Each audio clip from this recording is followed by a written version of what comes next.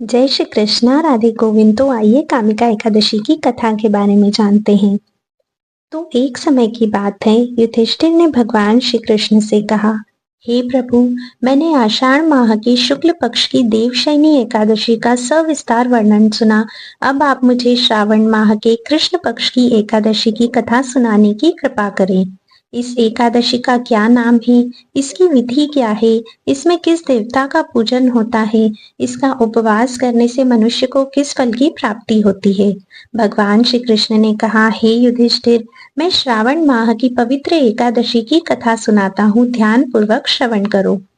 एक बार इस एकादशी की पावन कथा को भीष्म पितामह ने लोकहित के लिए नारद जी से कहा था। एक समय नारद जी ने कहा, हे पितामह, आज मेरी श्रावण के कृष्ण पक्ष की एकादशी की कथा सुनने की इच्छा है, अतः आप इस एकादशी की व्रत कथा विधान सहित सुनाइए। नारद जी की इच्छा को सुन पितामह भीष्म ने कहा, हे नारद जी, आपने बहुत ही सुंदर प्रस्ताव किया है। अब आप बहुत ध्यान पूर्वक इसे श्रवण कीजिए। श्रावण माह के कृष्ण पक्ष की एकादशी का नाम कामिका है। इस एकादशी की कथा सुनने मात्र से ही वाजपेय यज्ञ के फल की प्राप्ति होती है। कामिका एकादशी के उपवास में शंख चक्र गदाधारी भगवान विष्णु का पूजन होता है। जो मनुष्य इस एकादशी को धूप दीप नैवेद्य आदि से भगवान विष्णु की पूजा करते हैं, उन्हें गंगा स्नान के फल से भी उत्तम फल की प्राप्ति होती है। सूर्य ग्रहण और चंद्र ग्रहण में केदार और कुरुक्षेत्र में स्नान करने से जिस पुण्य की प्राप्ति होती है, वह पुण्य कामिका एकादशी के दिन भगवान विष्णु की भक्ति पूर्वक पूजा करने से प्राप्त हो जाता है। भगवान विष्णु की श्रावण माह में भक्ति पूर्वक पूजा करने का फल समुद्र और वन सहित पृथ्वी दान करने के फल से भी ज्यादा होता है। व्यतिपात में गंडकी नदी में स्नान करने से जो फल प्राप्त होता है, वह फल भगवान की पूजा करने से ही मिल जाता है। संसार में भगवान की पूजा का फल सबसे ज्यादा है, अतः भक्ति पूर्वक भगवान की पूजा न बन सके तो श्रावण माह के कृष्ण पक्ष की कामिका एकादशी का उपवास करना चाहिए। आभूषणों से युक्त बछड़ा सहित गौदान करने से जो फल प्राप्त होता है, वह फल कामिका एकादशी के उपवास से मिल जाता है।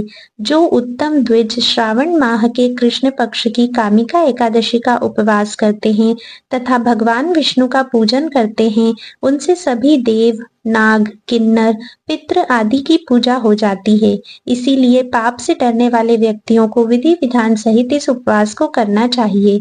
संसार सागर तथा पापों में फंसे हुए मनुष्यों को इनसे मुक्ति के लिए कामिका एकादशी का व्रत करना चाहिए। कामिका एकादशी के उपवास से सभी पाप नष्ट हो जाते हैं। संसार में इससे अधिक पापों को नष्ट करने वाला कोई और उपाय नहीं है।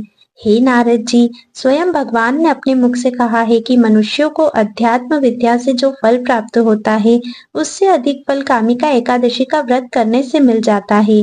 इस उपवास के करने से मनुष्य को न यमराज के दर्शन होते हैं और न ही नरक के कष्ट भोगने पड़ते हैं, वह स्वर्ग का अधिकारी बन जाता है।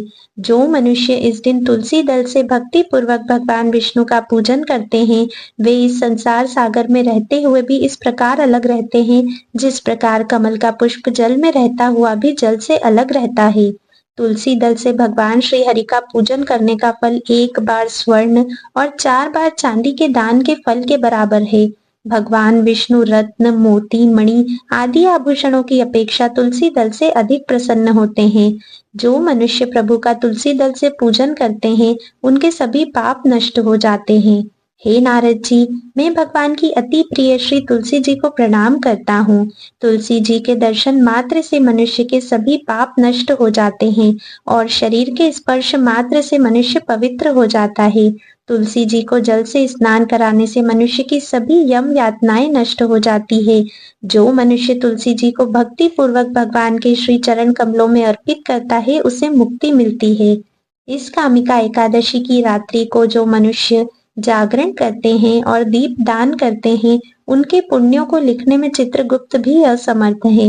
एकादशी के दिन जो मनुष्य भगवान के सामने दीपक जलाते हैं, उनके पितर स्वर्ग लोक में अमृत का पान करते हैं। भगवान के सामने जो मनुष्य घी या तिल के तेल का दीपक जलाते हैं, उनको सूर्य लोक में भी सहस्त्रों दीपकों का प्रकाश मिलता है। कामिका एकादशी का व्रत प्रत्येक मनुष्य को करना चाहिए। इस व्रत के करने से ब्रह्म हत्या आदि के सभी पाप नष्ट हो जाते हैं और इह लोक में सुख भोगकर प्राणी अंत में विष्णु लोक को जाते हैं। इस कामिका एकादशी के महात्म्य के श्रवण व पठन से मनुष्य स्वर्ग लोक को प्राप्त करते हैं। आइए अब इस कथा के सार को समझते हैं। तो भगवान श्री हरि ही सर्वोपरि हैं। वे अपने भक्तों की निश्चल भक्ति से सहज ही प्रसन्न हो जाते हैं। तुलसी जी भगवान विष्णु की प्रिया है। भगवान श्री हरि हीरे मोती सोने चांदी से इतने प्रसन्न नहीं होते जितनी प्रसन्नता उन्हें तुलसी दल के अर्पण करने पर होती है। तो ये थी कामिका एकादशी की अति सुंदर कथा। आई होप आपको कथा पसंद आई होगी और आप भी इस कामिका एकादशी पे तुलसी दल से भगवान श्री हरि की पूजा अवश्य कीजिएगा और उनके चरण कमलों में तुलसी दल को जरूर समर्पित कीजिएगा। हरे कृष्णा, राधे गोविंद।